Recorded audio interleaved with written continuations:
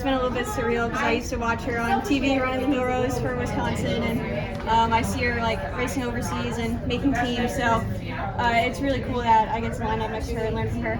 Was there a discussion about a DMR after Washington when they broke the collegiate record? Are we going to see the NC State DMR? I didn't even know they did that, but yeah, we have some fit girls. You know, we'll see if it fits in the schedule. A lot of people have individual goals, but you know, that team DMR is special. So we'll see. Do you know what you're going to do at NCAA's yet, or?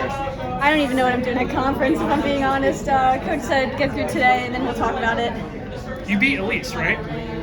Today? I'm not sure. Oh, okay. I think so. She's a two-time defending U.S. champion. I mean, what does that mean to go ahead of her, finish ahead of her? You know, honestly, it was just an honor to be able to line up next to her. I got to warm up with her, which was really cool.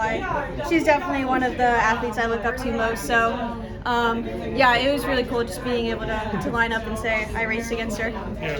I'm curious about your NIL deal. I think you're one of the first athletes to sign, with a shoe company among NCAA distance runners. How did that come about? When were you approached by that?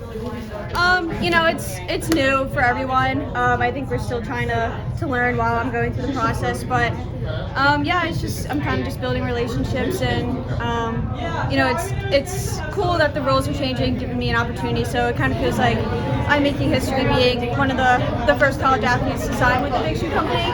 But yeah, it's just really convenient going to NC State.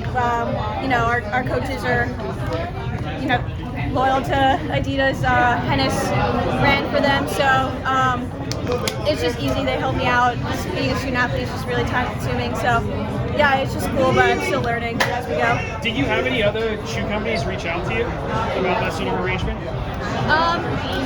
Yeah, I mean, they're all, you know, it's all new, so they're all pretty similar. It's just, is this? No, you're good. Yeah, it wasn't like this big like hurrah or anything. I try to keep it low key. But yeah, it's just a cool opportunity, and I'm trying to take advantage of it just because, you know, in the future they might change the rules, so I'm just going with it. Yeah, you were able to bounce back really quickly after BU, so like obviously then run a fast mile with Dr. Sander. What did you do in that period of time over the holidays? Like, it seems like your starting point now compared to last season and previous ones probably much higher.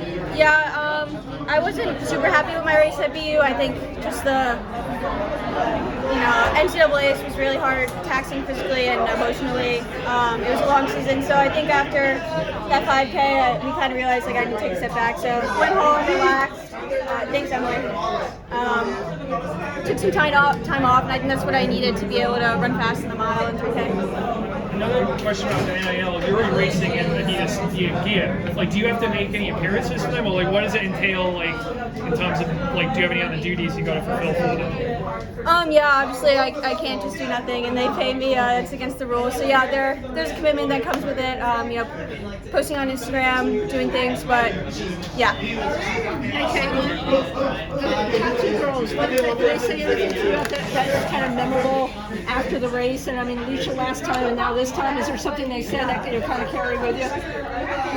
Yeah, they're people I look up to. They just say like, good job and stuff, and yeah, to kind of get that validation from them is super cool because, you know, they went through the NCAA system. They know what it's like, and it's kind of cool that I get to follow their footsteps. How does breaking a collegiate record compare to breaking a high school record? It's definitely a bigger deal.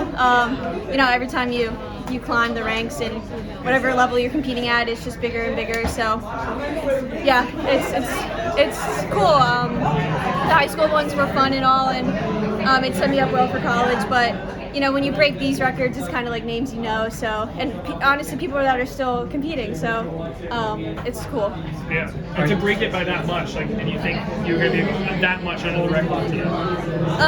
Yeah, I knew that 840 was probably in range just based off the mile and the 5K. So I didn't know if I was going to be able to run 8:35, and that's what I ran, or whatever. Yeah. Okay, yeah. But yeah, I was definitely tying up at the end. my clothes wasn't great. I was kind of just holding on, but Anna did a really good job pacing us through the mile. So once I was on there, I knew I had a little wiggle room to slow down. Yeah. Did you have a separate pacer in that second group then? Yeah, there was 2 pacers. You were talking about how, you know, it's an honor to run with some of these ladies, and you've been doing so week after week. Do you kind of continue to build that confidence and feel more comfortable as you race more often with them? Yeah, I mean, the first time I raced in a big pro field, I was definitely like intimidated and affected my race plan. So just trying to learn to go in with confidence and, you know, never doubting myself is kind of what I'm trying to learn from these big meets, and just like learning how to race tactically. Do you feel like do you still feel that excitement that maybe you felt like through high school and as you started through the NCAA? Do you still feel that excitement as you go into these bigger races? Yeah, for sure. I feel like every time I, you know, go to a big meet or just something big with the team, it kind of just like makes you realize why you fell in love in the sport in the first place. So yeah, for sure. All right, we gotta get your